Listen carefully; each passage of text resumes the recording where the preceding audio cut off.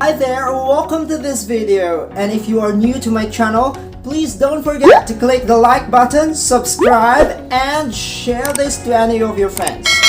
You are here to listen on my practices in educational assessment. Now, as teachers, it's our responsibility to learn how to guide that learning by responding proactively to student performance.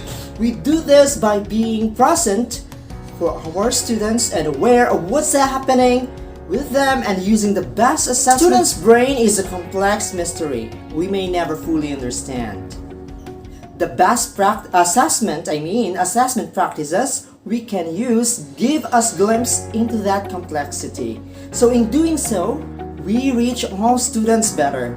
Now, teachers are always looking for ways to check for understanding, which we practice through applying mindful assessment. Now, these mindful assessment tools come in many shapes and sizes. They can be quick and light or more in-depth in the end of assessment. Assessment can happen anytime in any classroom. Now, why assessment is important inside the classroom? Assessment is an integral part of instruction, and as it determines whether or not the goals of education are being met. We have to remember that assessment affects decisions about grades, placement, advancement, instructional needs, curriculum, and in some cases, funding. Now, assessment inspires us to ask these hard questions sometimes. Do you think, are we teaching what we think we are teaching? Now, another thing, are students learning what they are supposed to be learning? So, is there a way to teach this subject better? Thereby promoting better learning. Now, how do I go assessing my own students? I usually go by creating assignments. An assignment should be aligned on the needs of the learning. Now, grading exams.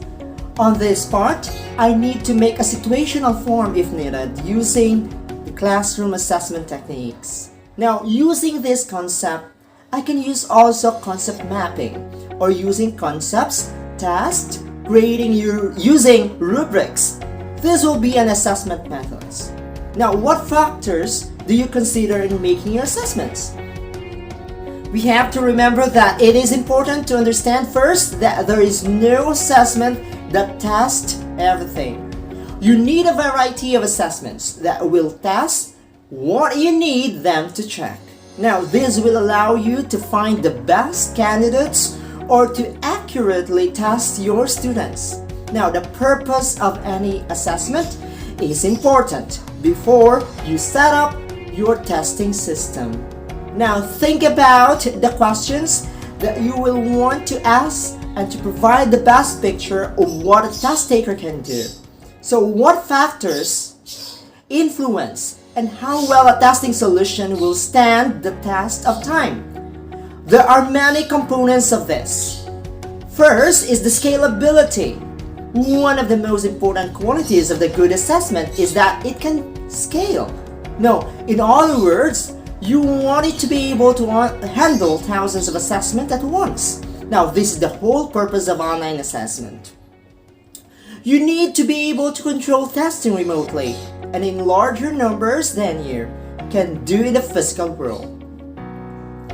Remember that the ability of assessments to scale up to what you expect is a key to having a reusable testing platform.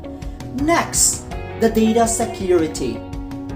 Now, another key factor in assessment longevity is the level of security that you have within your testing assessment methods. So, many students or job applicants with information in the database, you will want to make sure that it is secure.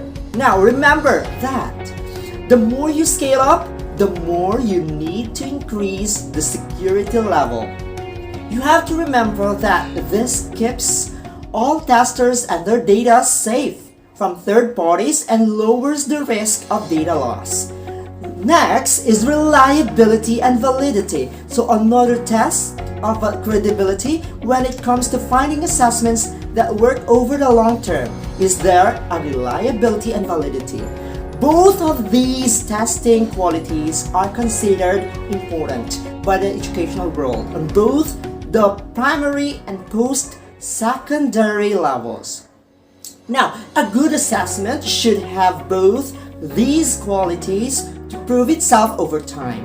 Now, reliability is the ability of a test to render reliable results over time. For example, if a test shows that a candidate or a student is skilled at the computer or technical skills and they were to take the test over again 3 months later, it should render similar results. Now, this means that measurement could be used again later and still be considered a valid measure of what you are trying to test.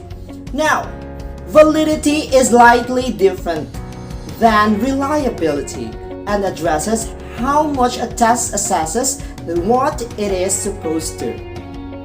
This involves looking at specific test questions and scrutinizing what the questions are asking so that the test proves or provides the right information needed for the purpose of the assessment. Next, strong UI. Now, lean UI and UX are terms often used in hardware and app design to mean that the products should have a high level and user-friendliness and a user-friendly interface. Now, remember that the design and the format of a test are important, but it is most important how the user interacts with the systems you have in place and whether they are comfortable asking your tests.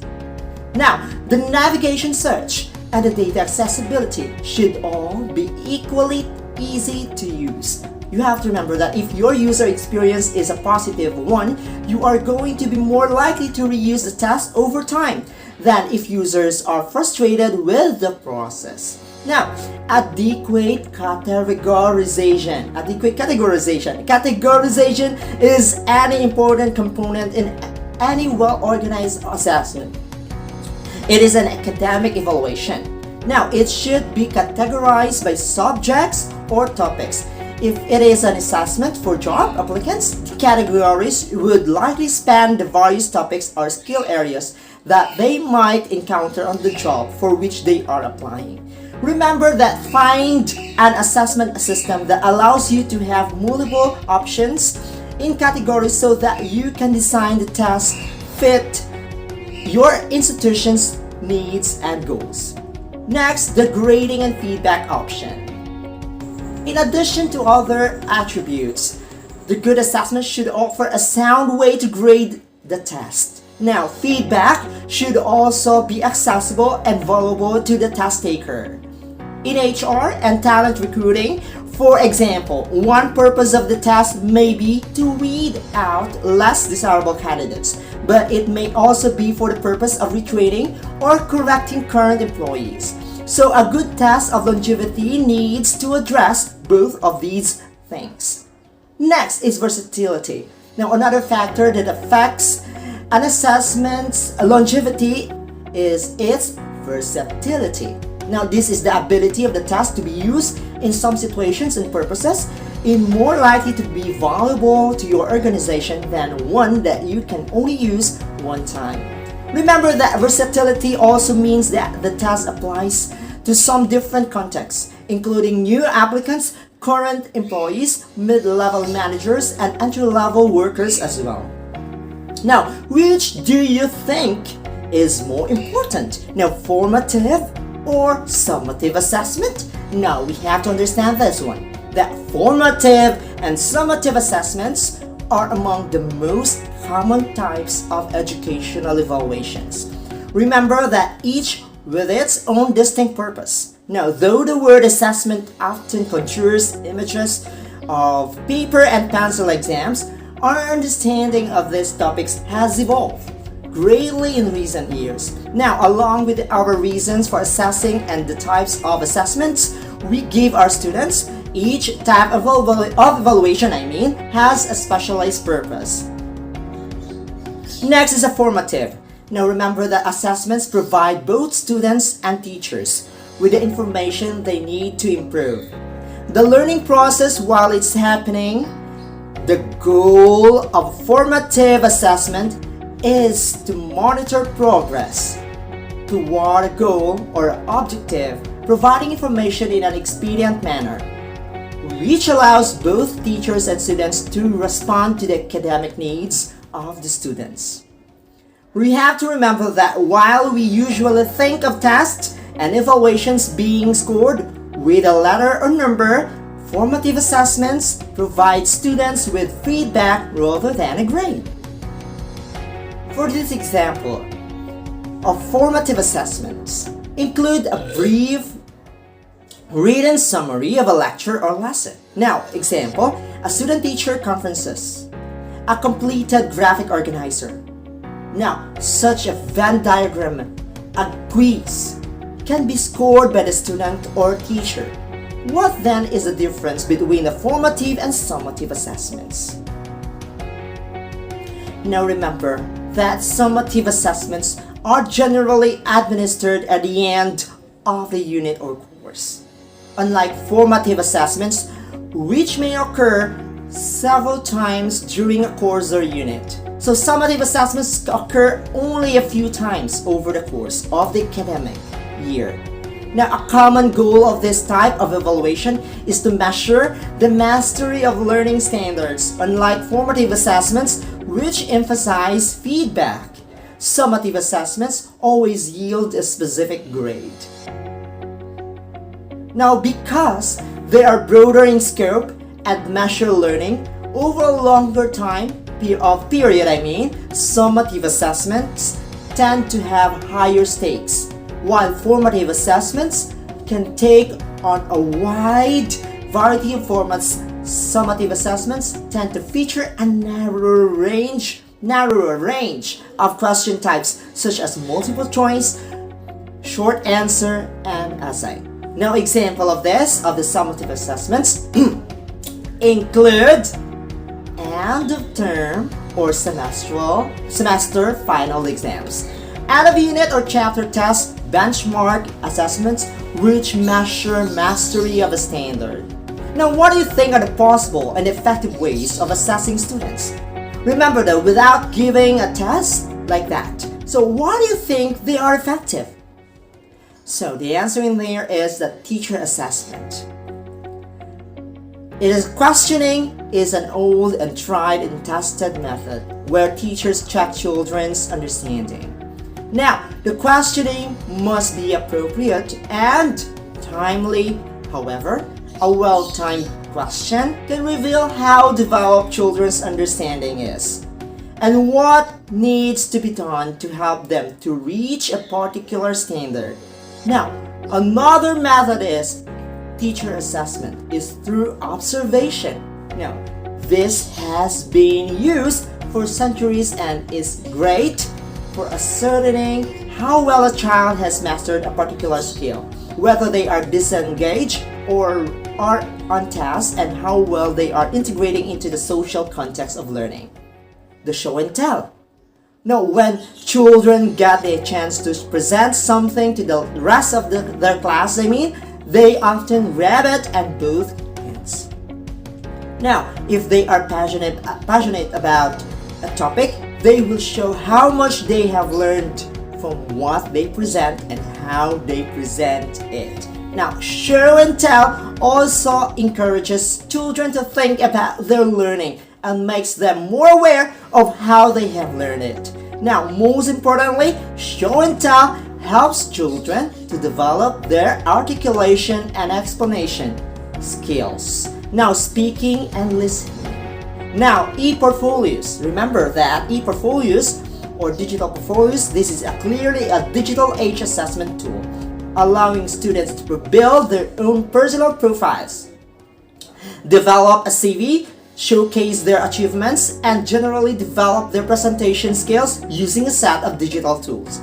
This goes hand in hand with number 3. Now, enabling students to apply their learning with a view of their future employment.